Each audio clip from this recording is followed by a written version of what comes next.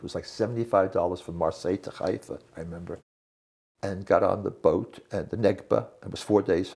So on that boat were two famous people, Lena Horne and Sholem Asch.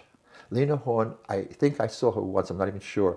It was in that boat, the whole steerage was full of Moroccan children being taken to Israel, orphans and children, I don't know, but a whole boatload of children.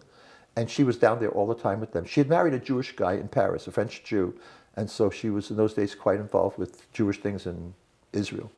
The ship was full of people from Austria, from France, from all countries, all going to Israel to see families they hadn't seen since the war, before the war. And sitting on top of the ship holding court was Sholem Asch.